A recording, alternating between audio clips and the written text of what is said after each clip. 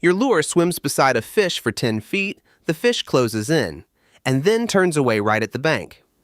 You saw interest, but you still don't know whether the next cast needs a change or whether changing anything will ruin your best chance.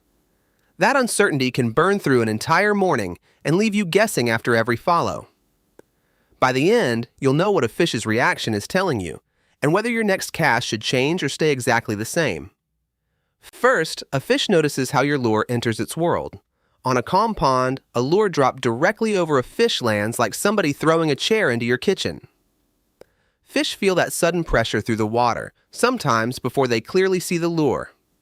Try casting beyond the likely holding spot, then bring the lure into view. If you're fishing beside a stump, don't crash the bait against the stump.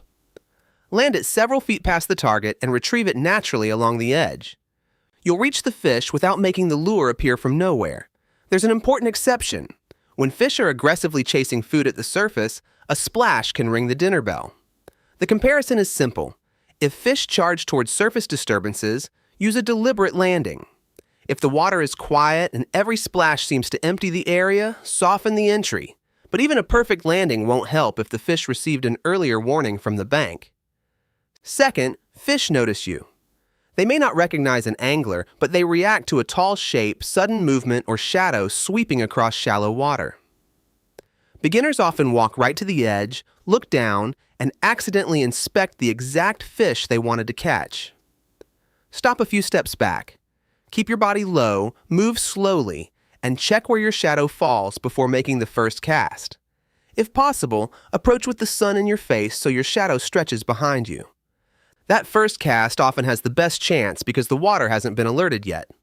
Once you're hidden, the lure still has to announce itself at the right volume. Third, fish notice vibration. A spinner blade, rattling lure, and hard-thumping tail push water in different ways.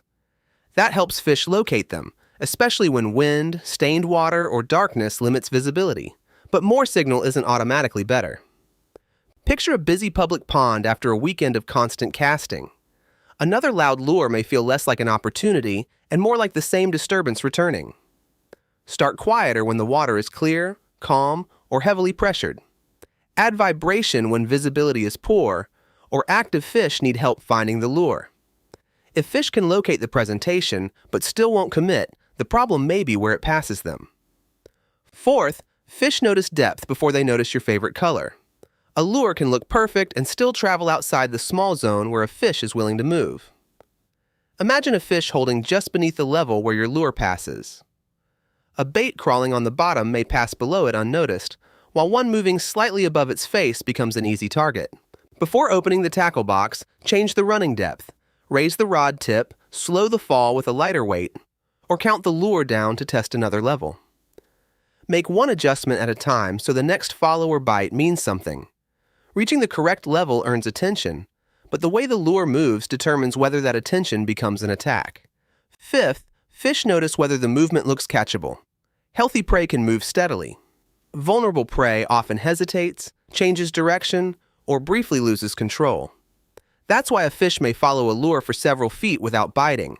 It has noticed the potential meal, but it hasn't been given a low-risk moment to take it.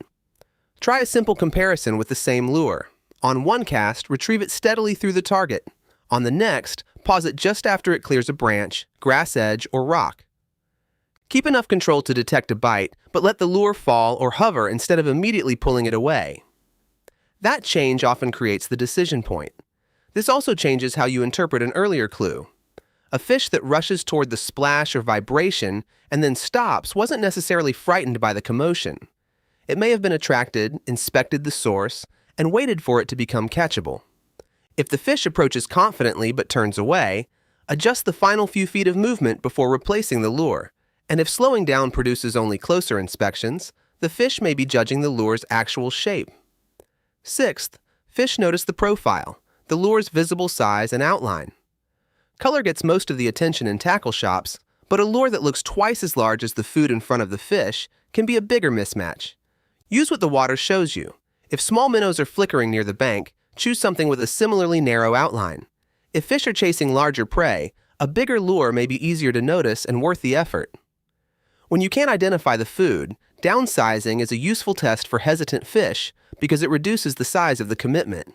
Once the outline is believable, color has a much simpler job. 7th, fish notice contrast, not the name printed on the color package. The useful question isn't whether fish prefer green, silver, or orange. It's whether they can separate the lure from its background without having it look wildly out of place. In clear water and bright light, begin with natural restrained colors. In stained water, increase contrast with a darker silhouette or a brighter accent. At dawn, even a black surface lure can be easy to track because it forms a clean shape against the sky. Change contrast only after testing depth and movement. Otherwise, a new color may receive credit for a completely different change. Yet a visible, convincing lure can still betray itself through the line attached to it. 8th, fish notice unnatural resistance. They don't need to understand fishing line, they only need to see a lure snap sideways, accelerate without warning, or drag stiffly when real food would drift. Watch the point where your line enters the water. A large bow caused by wind or current can pull the lure away from the route you intended. Reel in excess slack before moving the bait, keep the rod positioned to reduce that bow, and use the lightest practical weight that still gives you control. The result is a lure that responds to your movements without looking yanked around. Now the presentation may appear natural, but the fish still has to feel safe taking it. 9th, fish notice where the meal is going. A larger fish near a fallen tree, weed edge, or dock has chosen that position for security and an efficient attack. If your retrieve immediately pulls the lure away from cover and across open water, the fish must abandon its advantage to chase it. Cast beyond the target and retrieve parallel to the edge whenever the layout allows. A lure traveling beside a weed line remains inside the ambush zone much longer than one crossing it at a right angle. Near a fallen branch, bring the lure along the shaded side and pause where the cover ends. That looks like prey leaving protection, which creates a brief opportunity for the fish. Open water changes the visible structure, but not the decision. A group of feeding fish creates its own kind of security. Cast ahead of the moving group instead of dropping the lure into its center and scattering it. In both situations, you're offering an interception rather than demanding a pursuit. That brings us to the last thing a fish notices, the one that makes all the earlier clues useful together.